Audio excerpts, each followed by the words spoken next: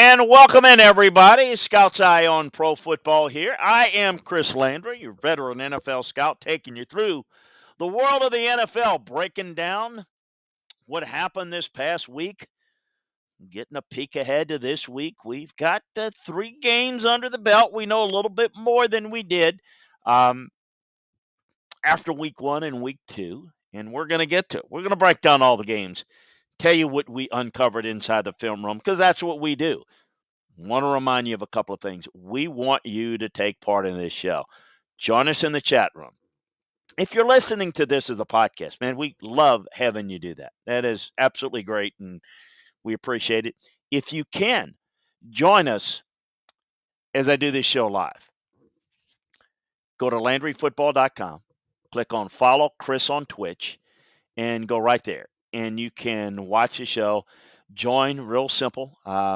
You're Amazon Prime member. I think you're already there. Just sign up. Follow the heart button or click the heart button that shows you follow us and like us. We appreciate it. We love you, so we appreciate if you would join us. So join us with your questions, your thoughts, your comments on the season. Are you happy with how your team is looking? Are you disappointed? Are you frustrated?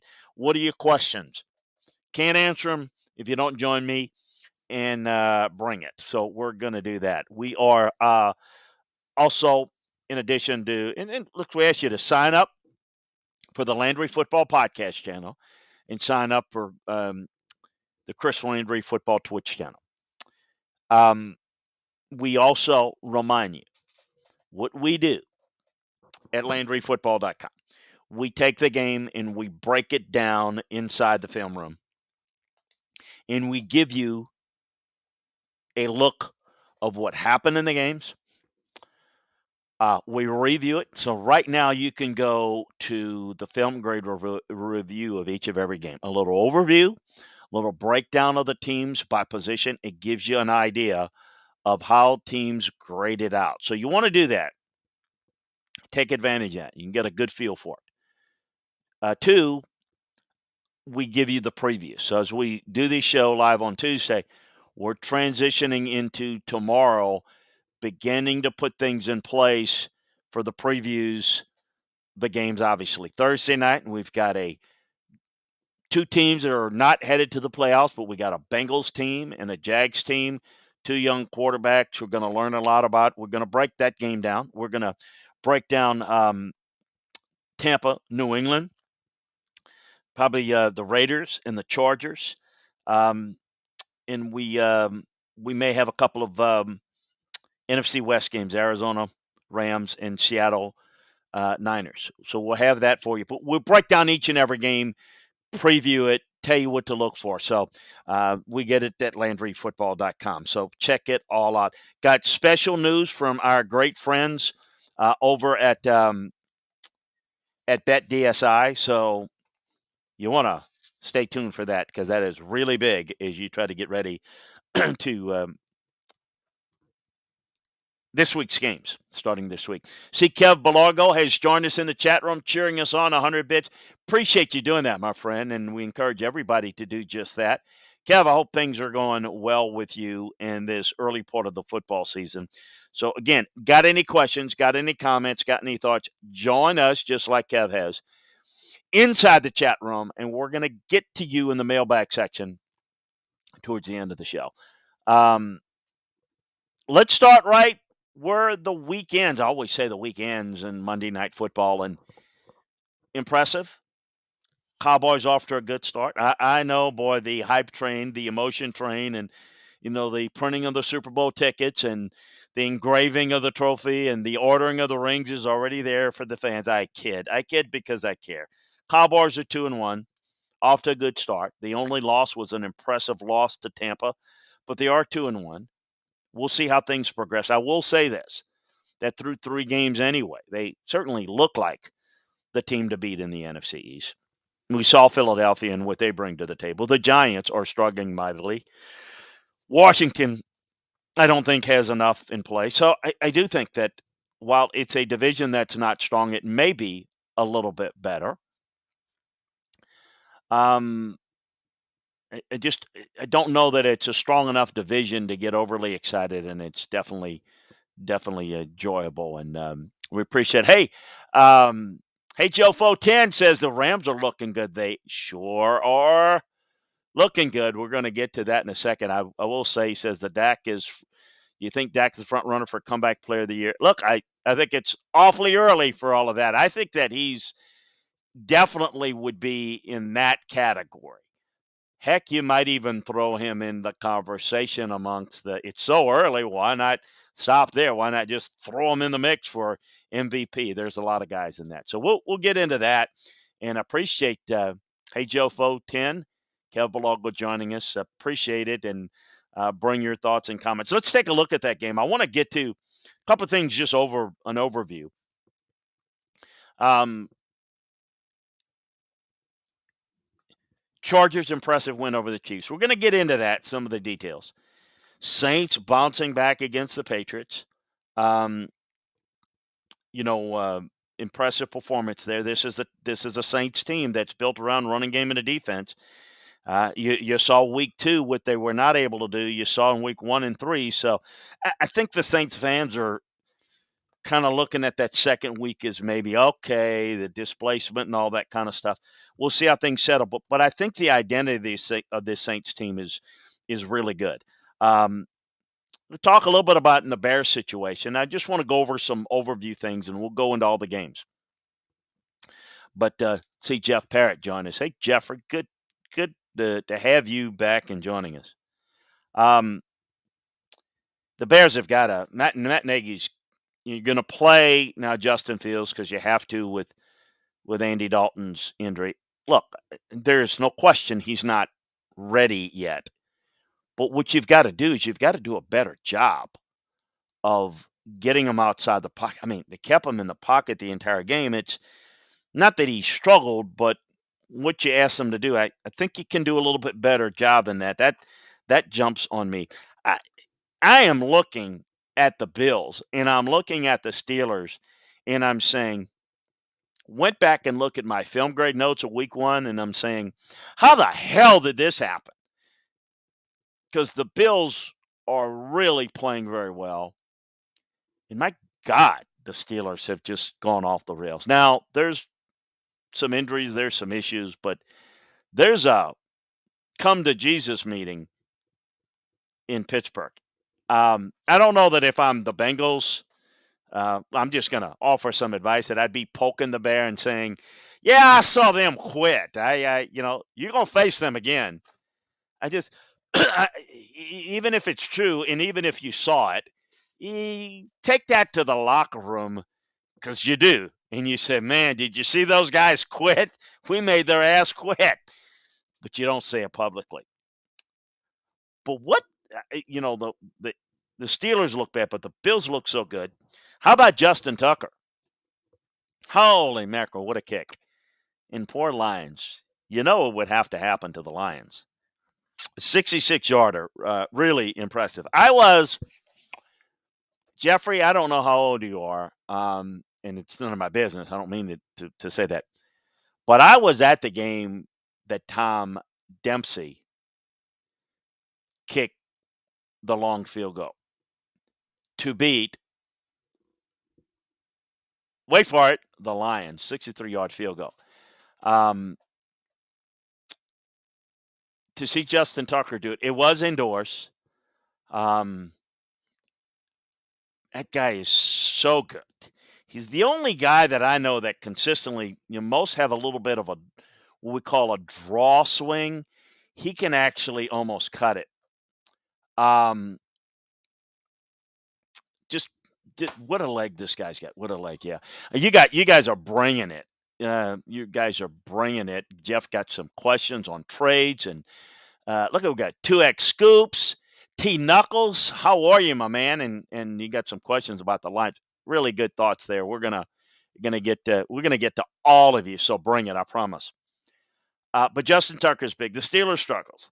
Rams. Yeah, you think that game was a little important for the Rams? They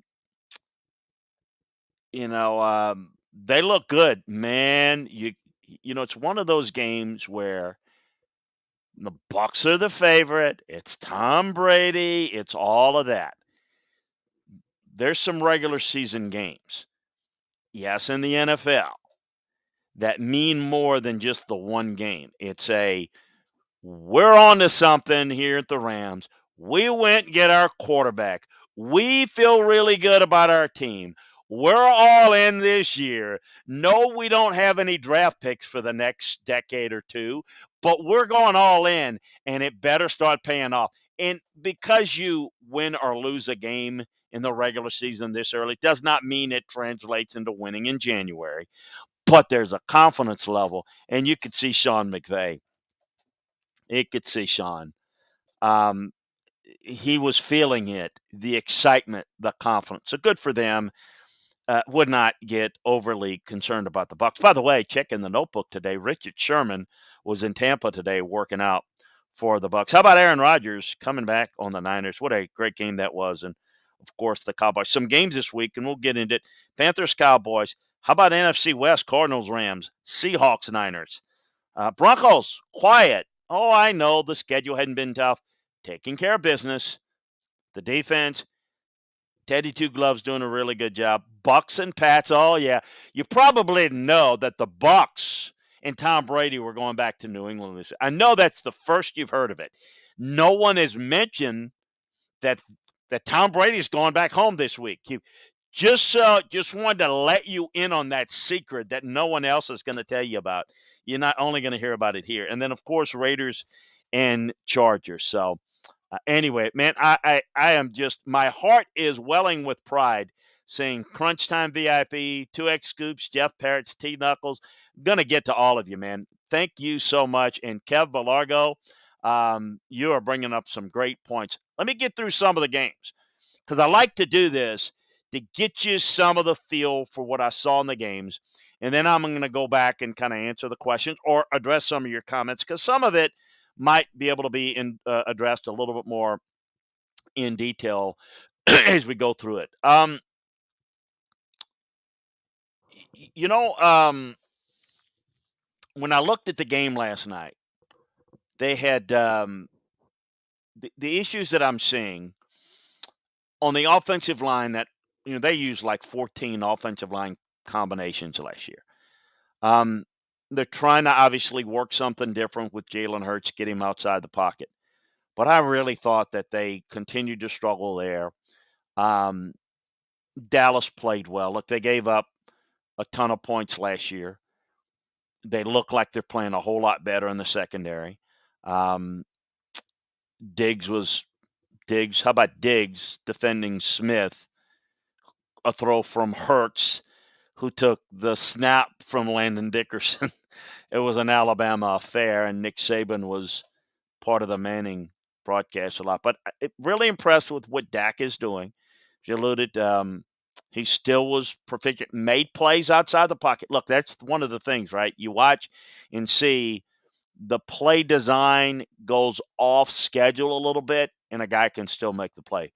That was really impressive. I thought they ran the football well. Pollard was really good.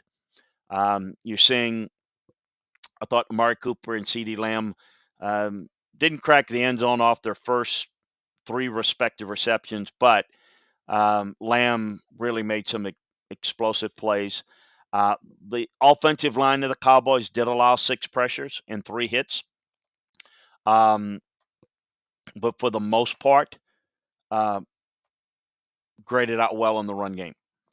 The defensive line of the Cowboys didn't generate or record a sack until the breakout performance. Now, this is, again, an offensive line that the Eagles are reeling with injuries, and it was just a big-time place. I thought Dallas did a really good job up front of attacking them.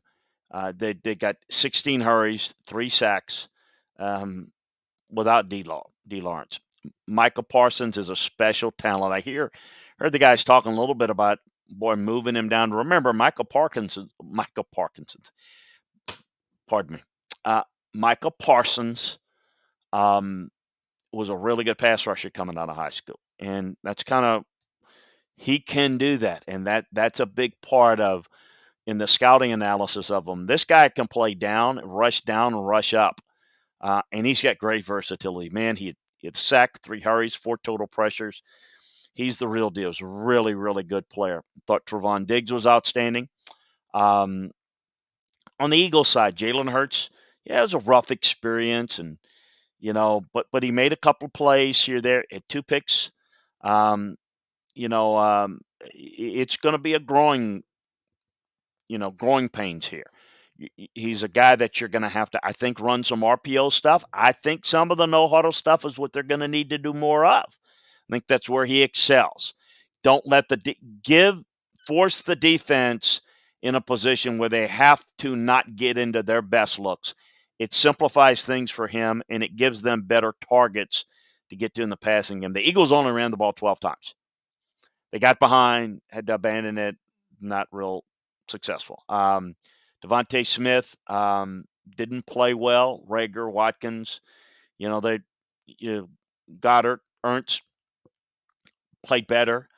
Ernst in particular. But we talked about the offensive line issues.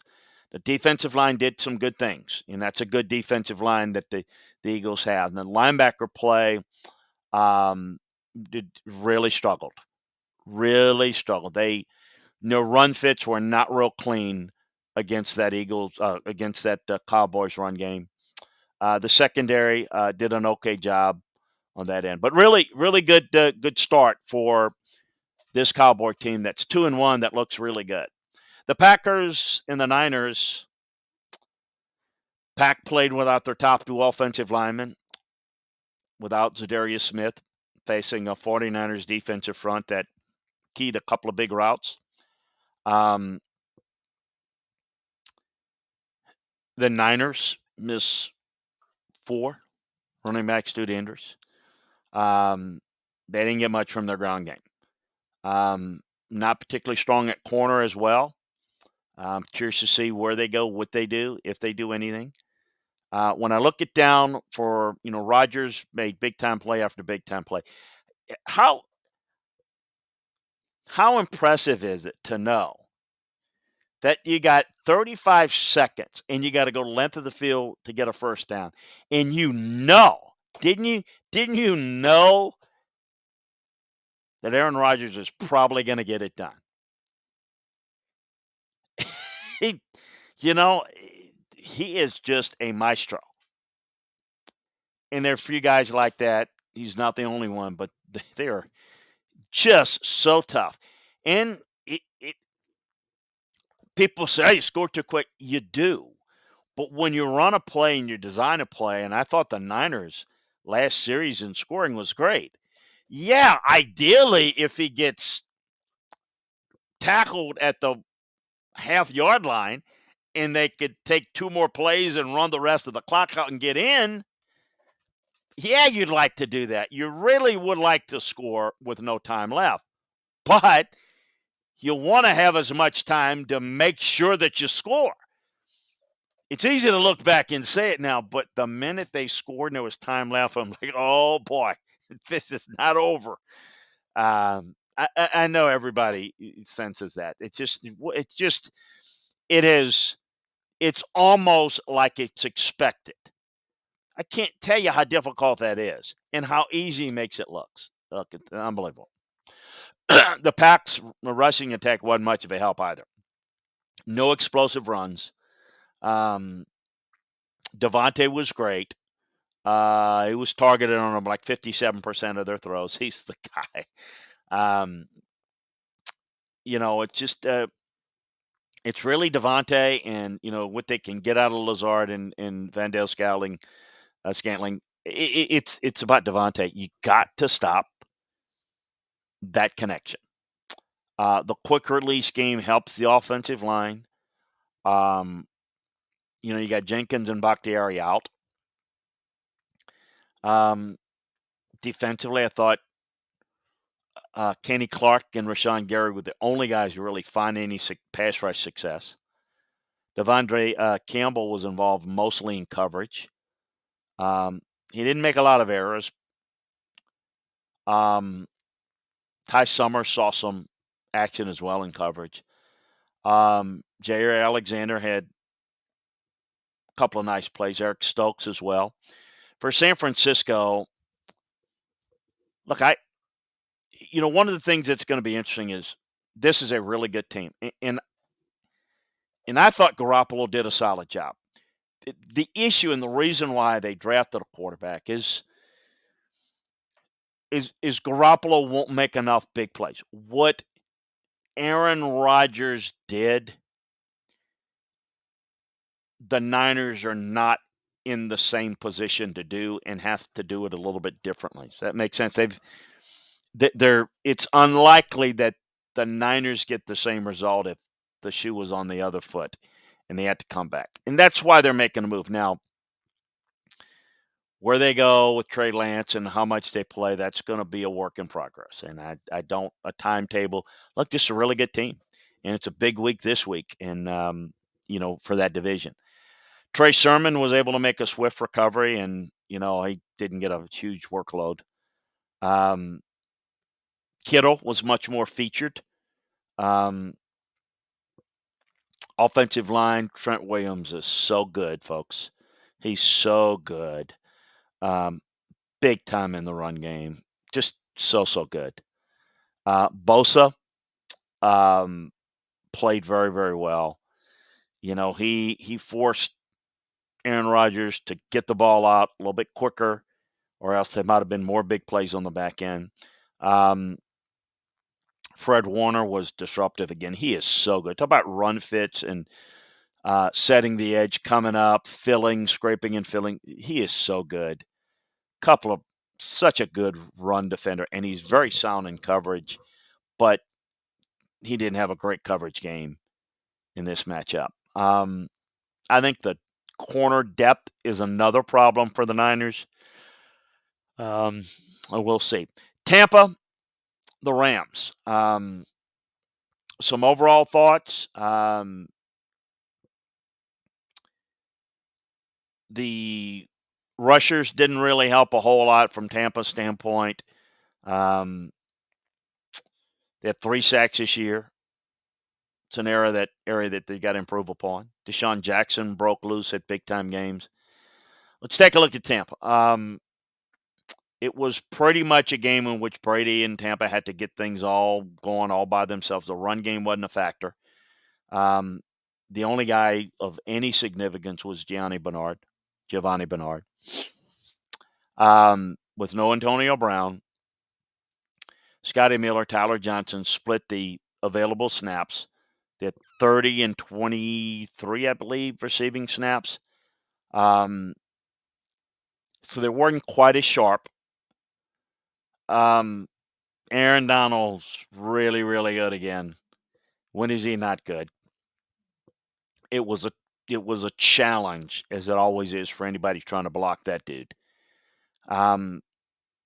It took under 6 minutes left in the game before the Bucs to get a sack on Stafford.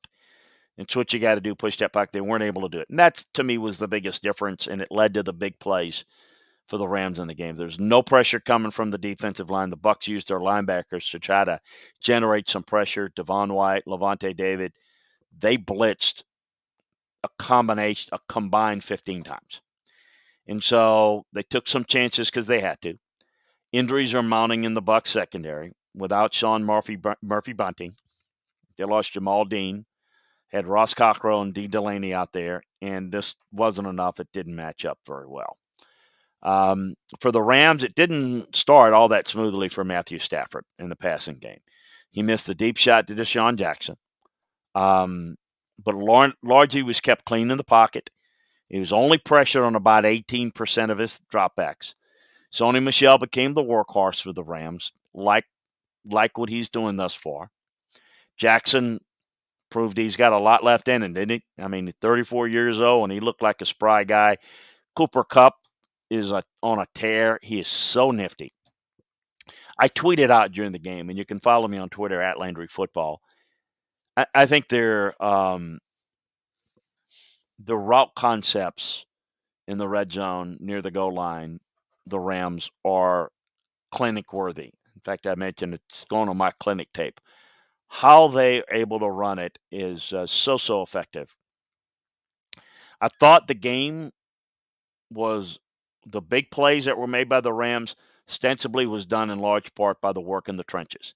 Tampa's defensive line has been causing teams problems for a while. Nobody on the Rams line surrendered more than 2 total pressures and a sack late in the fourth quarter. That's it. That was the difference. That allowed those plays to be made on the back end. Defensive line, Aaron Donald, phenomenal again, leading the group that all played well. Kenny Young, I thought, had a really good day at linebacker. Jalen Ramsey, I love the way they played Jalen Ramsey.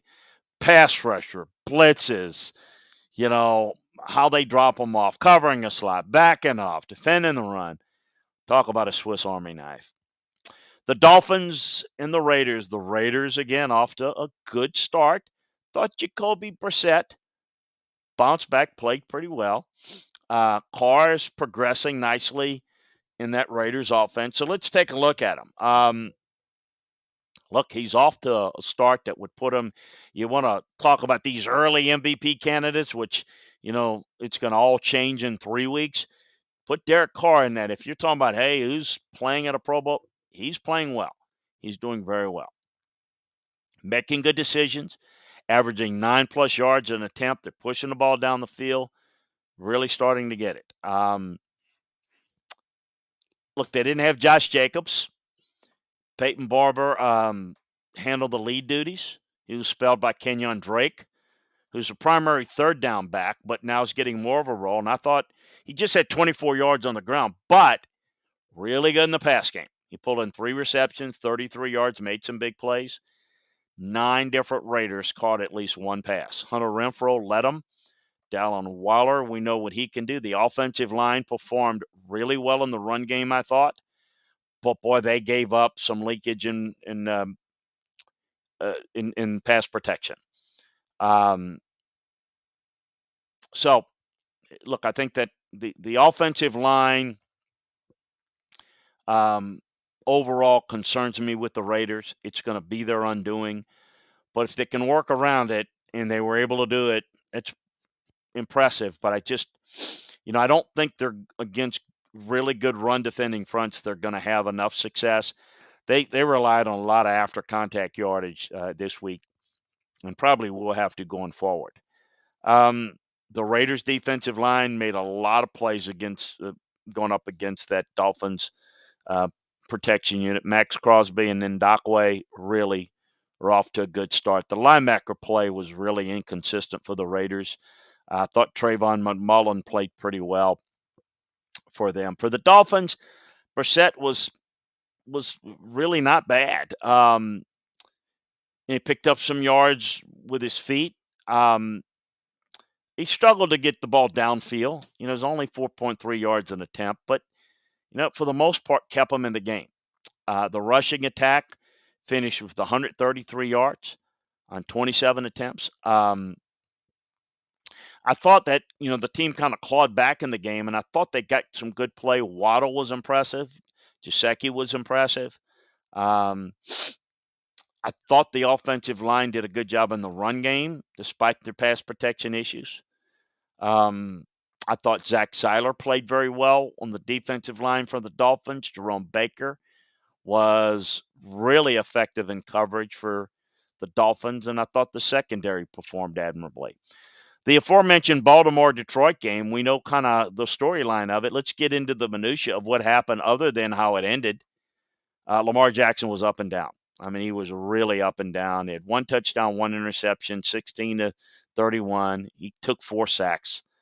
None of the running backs enjoyed any success. I mean, when you look at this Raven team and how they played against Kansas City and what they look like, Detroit actually did some good things defensively. Now, talk about motivation, letdowns, what have you. It's pro football. You got to be ready to play. You can get embarrassed by anybody. Thought the Lions played pretty well there. Marquise Brown really struggled. He hauled in 3 passes, but he dropped 2 well-placed deep balls that probably would have taken this game in a different direction, where we're not talking about a game-winning kick. That was the difference. I thought they did a good job defending the Ravens' runs, but I thought with a price, guys got open. like Brown, but they couldn't make plays. They dropped balls. I thought Cleveland and Power split reps at left guard, and I thought Powers fared the best. Defensive line, bunch of injuries for the Ravens, but it held its own. I thought it did a really good job. While the defensive line held its own, the linebackers really struggled. Queen and Bauer did not grade well. Chuck Clark was outstanding at safety for the Ravens. Marlon Humphrey, Tavon Young also played pretty well. For Detroit, Jared Goff didn't lose the game. He didn't lose the game for him. He didn't do anything really to win it. 22-30, 217 yards, 0 touchdowns. That's what the reason why the Rams went away from him. They need somebody that can make plays from Jared's going to get you what's there, not much more. It was tough sledding for the backs. But DeAndre Swift and Jamal Williams averaged less than 4 yards a carry. More than 70 of their 89 combined rushing yards after contact. Khalif Raymond led the team in receiving. Frank Ragnow and right tackle Matt Nelson. Matt Nelson played very well. I thought they did a good job both in the run and pass game. I thought Julian Okwara and Roman Okwara were both impressive rushing off the edge against Baltimore. They had 10 combined total pressures. Charles Harris had 6. Derek Barnes allowed 3 receptions for 48 yards in this game at linebacker, struggled in coverage there. Tracy Walker and Amani Uzwari were impressive on the back end. Chargers, Chiefs. I thought Justin Herbert outplayed Patrick Mahomes. That's not easy to do, and that's not a knock on Patrick Mahomes. Justin Herbert's playing really good football. Thought he made a crucial mistake against the Cowboys. Probably should have won that game, but they didn't. Justin Herbert really played as a rising star. He's the poster boy for how your guy looks at quarterback coming off the bus. He's playing very, very well. Austin Eckler did a really nice job. Caught 6 balls. Thought he was very effective. Michael Williams was outstanding on the end zone on 2 of his 7 receptions. Keenan Allen is Mr. Reliable, did a great job. 3 of the 5 starters on the offensive line graded out well. Rashawn Slater has made a difference. Matt Filer, Corey Lindsey, having an upgrade there is helping the other guys. That's the biggest improvement I see. They've had receivers, the quarterback's coming along, but that offensive line is really getting better. Joey Bosa, injury scare in the first half, coming off of an injury, but he finished the game, played pretty well. The defensive line play overall, besides Bull, was pretty average. Joseph and Fackrell were just okay. Kenneth Murray only played in about 30% of the snaps, but he still managed to grade out fairly well. Kazir White scored way below average for him. Michael Davis, I thought the corner was the best graded player on the defense. The BYU product recovered both the Kansas City fumbles. Asante Samuel made a huge play. Gilman came up and made a big play. Good performance, good win. Another confidence win. The Chiefs are, get this, the Chiefs are in the last place in the West. How about that? I don't know how long I can say that, but I can say that right now. This is a confidence game for the Chargers because despite the fact that they're last, I don't think, while I like what the Broncos and the Raiders are doing, I don't think they can overtake the Chiefs in the division. I think the Chargers can. I'm not saying they will. They can. The big difference in the play with Mahomes is 2 picks. Can't really have that. I still say that they don't run the football with the lead as well as they need to. They don't have that guy. Clyde Edwards-Helaire is he's averaged 5.9 yards a carry. But he catches the ball well and he runs well in space. But, when you're going to want to run the football and close out games, he's not your guy against a loaded front. So you're going to constantly have to throw it. And look, even when you're good at it, or no, the Chiefs not are good at it. They're great at it. They're going to be drops. They're going to be mistakes, and then stop the clock, and you give the opposing team more chances. Tyreek Hill lost the second of the fumbles. Travis Kelce. Look, I mean, I thought they played well, but I thought they left some plays on the field and they made some mistakes. After allowing just a single sack on the day, the Chiefs' offensive line had two members, both Creed Humphrey and Joe Thuney, grayed out pretty well in pass protection for me. Mike Dana, the Michigan product, was the only Chief to sack Justin Herbert Sunday. Chris Jones was the only defensive lineman to really stand out. Nick Bolton was impressive. Daniel Sorensen made a lot of plays. Tyrann Mathieu looked solid, as he normally does. You got and I see the good friend Tony has joined us as well as all of you, and I'm going to get to all of your questions and comments, I promise, in the mailbag segment. I'm going to get to Tony's Browns and the Bears. The Browns didn't let Fields test him as a runner, and they turned his passing efforts into, very problematic making plays from the pocket. But we're going to get into it and breaking down the Bears, and that just wasn't the ideal game plan from that standpoint. From the Browns standpoint, Baker Mayfield was productive. Thought he delivered the ball to his playmakers. She's like 246 passing yards on 19 to 31 touchdown. He was forced out of the pocket quite a bit. He had 5 sacks. He scrambled 4 times, but he didn't let that bring him down. The running attack, which is so good in Cleveland, it took a while to get going, but they got going in the second half, finishing with 215 yards on 42 carries. Nick Chubb was held in check for the majority of the game and finished with an average of just 3.8 yards a carry on 22 attempts. Kareem Hunt was significantly more effective, especially as a pass catcher.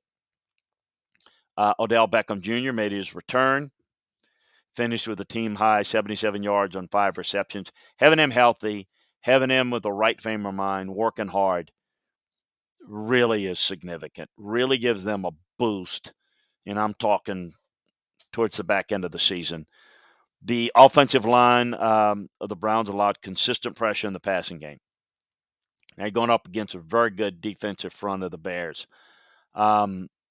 They didn't get a whole lot of leverage in the run game either. So they met their match this week at the line of scrimmage. Now, on the other side of the ball, Myles Garrett was the player of the game. He had the best game he's had of his career. 8 pressures, 5 sacks. He was unblockable. Now, again, an offensive line, the Bears, that's not very good. Myles Garrett just torched them apart. Jeremiah Owusu-Koramoah was impactful. Thought he did a really good job. The Browns secondary was really good. Now, this is not a passing attack that was really what you'd call ideal, but they got nothing. There was very little separation and opportunities. On to the Bears. Justin Fields struggled. Why did he struggle? He had constant pressure. Just 68 yards on 6 of 20 passing. He had 12 yards rushing. Couldn't push the ball downfield. I'm really surprised, as I said at the beginning of the show, that they worked him so much in the pocket. It was not, what makes him successful is the fact that you can move him. He does have mobility. I'm going to make opposing defense have to play the run and the pass with him, and I'm going to give him some half-field reads, create some spacing and coverage, which they did not have. I just didn't like the game plan for him. I don't think he's ready. I don't think, that, but I don't think they did anything to help him there. It wasn't intent, of course, but that's David Montgomery was not real effective. He couldn't run the football. There wasn't a whole lot of run creases. Pass receivers struggled. The offensive line was horrific against this Browns defensive front. The defensive line was really good. They had 18 total pressures. Again, they won that part of the game against the Browns offensive line. So really good performance there. The linebackers struggled. They gave up some explosive plays. The secondary graded up fairly well. Just wasn't good enough. Seattle, Minnesota. Um, I thought Cousins lit up Seattle in the first half, 16-20. Um, I thought he played well enough to win. Minnesota's a team.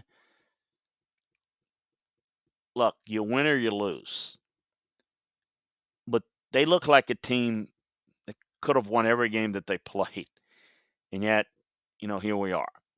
The offensive line held up fairly well in pass pro. Allowed just 3 sacks and 10 pressures. 10's a lot, a little too much, but for the most part, they graded out fairly well. Defensive line wasn't real effective. I thought Eric Kendricks played well. Harrison Smith played well. The rest of the secondary, not so much.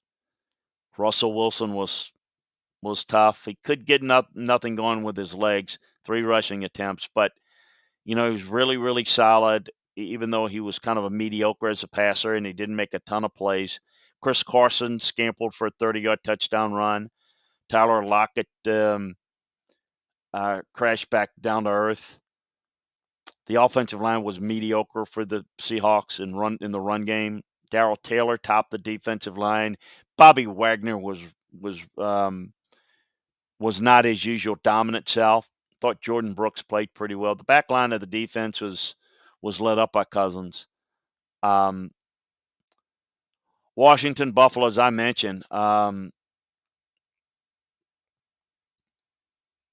think Josh Allen is starting to find a rhythm. He's kind of playing with the Mahomes, Justin Herbert, elite quarterbacks are playing right now. He's playing very well. I thought Zach Moss was efficient in the running and the passing game against, remember, a good defensive front of Washington. Emmanuel Sanders was used early and often in the Bills' offense. Cole Beasley finished with 11 receptions. Offensive line. Cody Ford, I thought, struggled in pass pro. The defense, pass rush only created 9 pressures. Matt Milano graded out the best among the linebackers. I thought the secondary was really good. For Washington, Heinicke had a rough game. The run game never got going. Washington trailed 21-0 after 3 offensive possessions. So the run game was out the window, as it is in those type of games. McLaurin was effective with the ball in his hands. The offensive line allowed just 8 pressures in the game, which is really impressive. But they just couldn't, getting down so early. They didn't have the means to come back, and it was just a different type of game. Arizona, Jacksonville, Murray's another efficient game at quarterback. Connor made his presence felt. DeAndre Hopkins and Kirk and Green. The offensive line, only just 1 hit, didn't surrender a sack. Kyler Murray was hurried 9 times. Thought J.J. Watt and Chandler Jones graded out well. Jordan Hicks as well. Byron Murphy. Look, Trevor Lawrence is going to struggle. We've talked about that. The play around him was not very good. He wasn't very good. Under pressure, he didn't make good decisions. James Robinson was featured at running back in the Jags offense. T.J. Chark had the lone touchdown reception of the game. That's the best connection that he's got. With him, Marvin Jones Jr., Jacob Hollister's starting to develop a little bit, but it's just few and far between. They just don't match up personnel-wise. To boot, they lost Cam Robinson early due to injury, and he didn't play particularly well when he was in. The defensive line was underwhelming for the Jags. Miles Jackson not playing that well with the defensive line struggling. The secondary didn't give up a touchdown pass, but it wasn't a real impressive performance. And you got the Jets and the Broncos. The Broncos, Bridgewater kind of managing things. I thought Melvin Gordon and Javonte Williams are really carrying this offense in terms of the run game. It's a good 1-2 punch. The receivers had limited opportunities early, but Cortland Sutton ran the most routes and caught the most balls. Tim Patrick is starting to develop. The offensive line of the Broncos didn't have to pass protect a whole lot. But he still sacked twice in 24 snaps, 24, passes. Graham Glasgow went out with an injury. I thought defensively, Miller and Reed and Harris graded out well. Drummond Jones created some pressures, did a good job. Thought Johnson and Justin Sternad each played pretty well. Secondary plays really tight coverage, and these Jets receivers are not able to get off coverage. I thought Patrick Surtain, who didn't have his best day in coverage, probably was the worst of the unit. He'll be fine. He just didn't play particularly well this week. It was a less aggressive game plan by the Jets. Zach Wilson wasn't as aggressive, didn't turn it over as much. But you can see there's much like with Trevor Lawrence, not a whole lot around him. With Tevin Coleman, the Jets' running offense was non-existent without him. Ty Johnson and Michael Carter combined for just 12 carries and 41 yards. Carter forced 3 missed tackles. Not a lot of explosive plays there. The Falcons get one. Giant stomp. Matt Ryan was underwhelming. He was solid, nothing special. Davis and Cordell Patterson struggled to find run holes to run through in the Giants' front seven. I didn't think the receiving corps played very well. I thought Chris Lindstrom was the only guy that played well on the offensive line. Thought Grady Jarrett played pretty well. He got trucked by Daniel Jones on a 2-point conversion. The linebackers, Deion Jones is playing pretty well. TJ Green played 70 snaps, gave up a bunch of yards. It sounds like the Falcons lost. They won. The offensive line of the Giants is really a problem. It's really a big-time problem. The receiving corps struggled to generate any separation. Ojulari makes some highlight plays, but there's no consistency on defense. Just real struggle there. Cincinnati and Pittsburgh. Burrow and Jamar Chase is a real thing. Joe Mixon had some run lanes to run through. Jackson Carman encouraging with his play up front for the Bengals offensive line. Ugobanu and Josh Caputo and DJ Reader and BJ Hill, I thought, did a good job defending the Steelers' run game. Steelers' offensive line's a mess. Logan Wilson, I thought, played well for the Bengals. And I thought the safeties, and I think the safeties are very underrated in Cincinnati. This is a good group. Big Ben struggling. It's not there. This team's going to struggle. And look, Najee Harris was a good pick and a good player. They got to block better up front, or it's not going to matter. They're going to have a complete refocus to just get back to being competitive and staying in some sort of a playoff race. They've got receivers, but boy, without protection, it's just going to be tough. It just was a bad performance. Pass protection was bad. Moore and Green struggled. They allowed 5 and 2 pressures, respectively, 7 between the two. They didn't run block well. The defensive line, remember, that's their strength. What happened to all the injuries? They shelled themselves. They couldn't get any pressure on Joe Burrow. Therefore, Bengals kind of lit them up. The linebackers nowhere to be found to defend the running attack. Corners didn't play well. Just a mess. The Saints played pretty well. Thought Jameis Winston had trouble pushing the ball down the field. Led to 3 sacks, 6.1 yards of passing time. But they worked around him. Don't turn it over. That's what they did. Kamara, Tony Jones. Kamara got the majority of the forced 3 missed tackles. 60 out of his 89 rushing yards came after contact. Marquez Callaway is the most targeted receiver in the game. 4 or 5, 41 yards, targeted twice. Offensive line went down early in the game. Teron Armstead was replaced by James Hurst. So the interior offensive line played poorly. Throckmorton and Pete allowed a bunch of pressure. Cesar Ruiz, so that's got to clean up. Cam Jordan had 6 total pressures. Passignon each had 3. He and Granderson each had 3. Passignon had a sack. Demario Davis continues to be a great player for the Saints, a great signing. Malcolm Jenkins played very well. Not only big plays, but he was very sound. For the Patriots, they trailed for most of the game. They had 15 dropbacks. Jones was under a lot of pressure. Damian Harris was fairly effective. Only Kendrick Bourne had yards per route. Justin Herron didn't pass block well. 3 Patriots defensive linemen had 3 pressures. Juwan Bentley made 6 tackles. Jonathan Jones was picked on the most. Got a ways to go there. The Titans and the Colts, Tannehill's day was all over the place. 2 interceptions, 3 touchdowns, less than 200 yards, 31 dropbacks. They stayed in deep coverage, prevented going deep. Derrick Henry was the same bell cow guy he's been. Forced 5 missed tackles.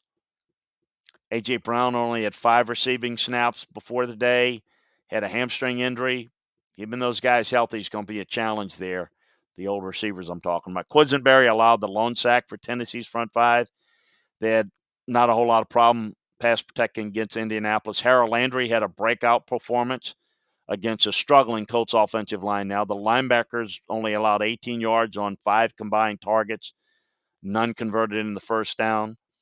Long had 3 defensive stops. 1 was a tackle for loss.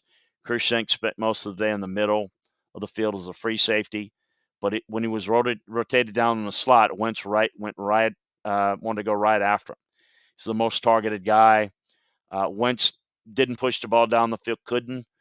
I don't think Frank Reich has a whole lot of confidence in pushing the ball down the field right now.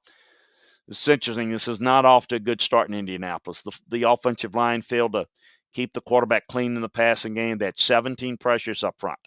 Eric Fisher really struggled. And Bud Dupree didn't even play. Kwity Paye left the game early with a hamstring injury. And then, of course, you know by now the details of Carolina and Houston. You can get that breakdown over at Landry Football. A reminder again, the complete breakdown of all these games in much more detail over at LandryFootball.com. It's why we encourage you to get a membership there. It's less than $10 a month, folks. It's less than that. It's $69, $69.99 a year for an entire year. You can try it out for, I think, like 6 months. A year, 6 months, or monthly. So give it a shot. You can get much more details there. Now, what I love getting into is the mailbag segment. So let's get to it. And I appreciate all of you joining us here. Kev Belargo joining us. As you said, hey, Jofo 10, the Rams are looking great. They do. We talked about Dak. Thank you for listening. Appreciate you, 2X Scoops. How can the Lions let up on 4th and 19 right before a shameful? It is. And, one of the things we talk about, a lot of times people talk about, well, teams are bad. They do this. If they only did this, well, that's what makes them bad. It's part of what I always say this. I say this a lot in the college show, but it's applicable in the NFL. Why are good teams good and bad teams bad? First of all, you don't make the mistakes that prevent you from winning a game. See, sometimes the ability to win a game is not about so much about making winning plays, but by avoiding the negative plays that cause you to lose. What do you think of the trade between Carolina and Jacksonville? I think it's really good for Carolina. Obviously, Jacksonville's looking for some younger guys and more picks. I didn't think they'd get enough for them. I think Carolina's got a good corner. Jacksonville this regime was never really high on them. C.J. Henderson. We'll see. How about the play of Matthew Stafford so far? Happy for him. A lot of pressure on his shoulders. You're so right. 2X Scoops. A lot of pressure. A lot of labeled as a loser. I went to playoff a couple of times with Detroit. I just sometimes how people see things kind of amazing to me. Crunch Time VIP, good to be on with you, my friend. Thank you so much. Chris, the Lions in Baltimore 4th and 9 played a 3-man line with no pressure. They were getting good pressure and prior with 4-man fronts. Yes, I get that what you want to do is sometimes you want to play the sticks. You want to play coverage. Let me say this. I don't disagree. Against a mobile quarterback, you want to zone up. You want to keep the eye on the quarterback, and you want to have an extra guy in tackling position. Getting and finishing the quarterback is a problem, but I'm still bringing more than 3-man pressures. I'm with you there. Look, I know it's got to be frustrating. Eagles got destroyed with draw plays by Dallas from it. They sure did. They absolutely did. Did a really good job. And the Cowboys finally got Zeke going. They did. They did. Both the running game got going, and that's what they have to do. Afternoon, Tony. What do the Lions need to do to get back to the playoffs? Hell, they got a lot of work on that roster. I see some signs of getting a little bit better on defense. They are not really good. There's a whole lot they need to. I think they need to. First of all, I think the quarterback is a serviceable quarterback that they're going to have to get a really good running game around. So it is working that in. And then defensive. It's a lot. There's not a spot on that team that they can't get a whole lot better.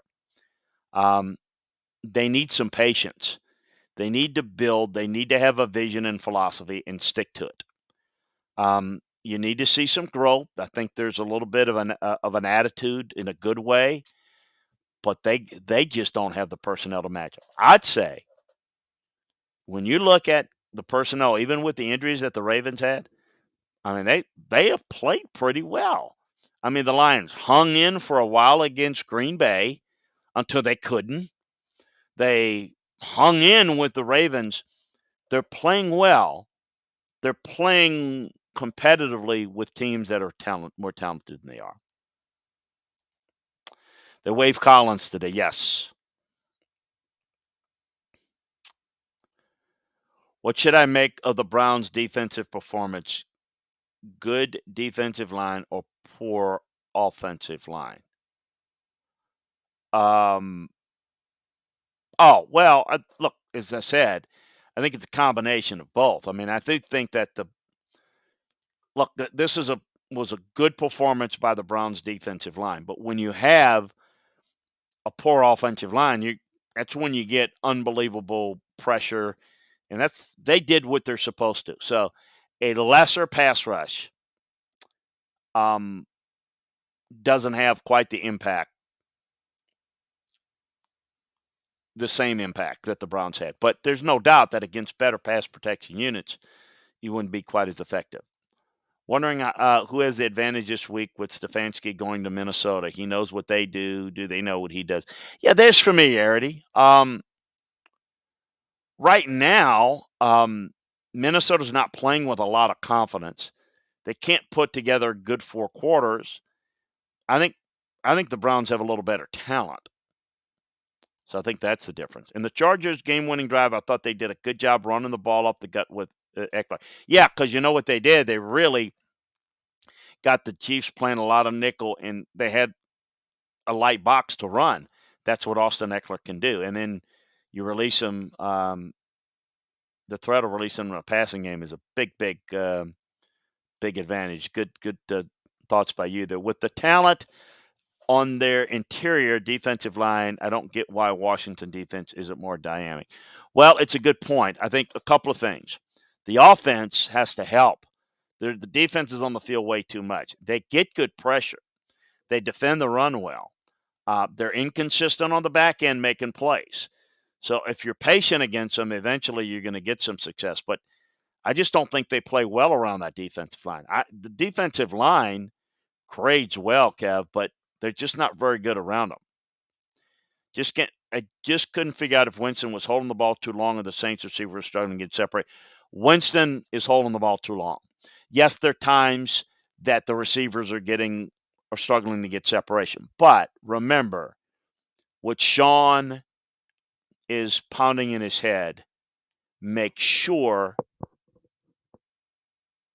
you know where you're going with the ball. Make sure of your read. So a lot of that is him not wanting to let him free, because that's when the mistake's made. So he does hold the ball a little too long.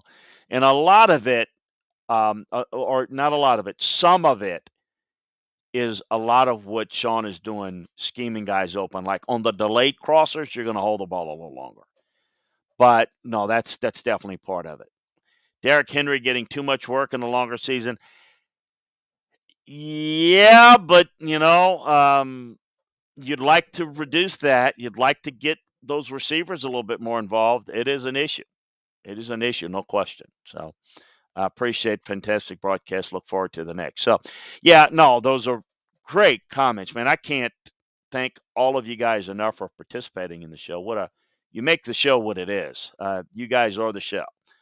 You guys are the reason. The show's good when you guys are involved, not so much when it's not. So we really appreciate you being involved. So love your passion for the NFL and football in general. A reminder again, check out LandryFootball.com. Tell your friends what we're doing here. Have them join us in the chat room, question just like you guys are doing. Throw at it. See if you can get them over to LandryFootball.com. Check out what we're doing there. Give us a try for a month or 3 months, 6 months. They're going to love it. Breakdowns of the game. After they're played, we break down the games inside the film room. We preview the games of the next week.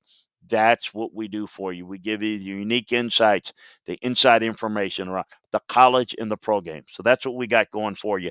This week, again, highlight games. I am thinking, so I usually do this. The previews, I preview every game, NFL game. We have every game previewed. We do a little special preview on the Thursday night game, the Monday night game, and the Sunday night game. So we'll have those three. Methinks I'm going to do Arizona, the Rams, and Seattle, San Francisco as well. But every game is going to be previewed. So fear not. We're going to give you detailed analysis, give you a pick, how we think the games are going to be played out. So check it out at LandryFootball.com. So spread the word. Sign up for the Landry Football Podcast channel if you would do that and help us out. Free to do that. Follow us on Twitch if you're not doing so already. Or some of you catch us on YouTube. Just sign up for us on Twitch as well. We'd certainly appreciate it. So thanks a bunch to everyone. Kev and Hey Joe Foten and Jeffrey Parrott and 2X Scoops, T Knuckles. Who am I leaving out? Kel Valargo, I mentioned. Great. Tony joined us again. Good buddy there.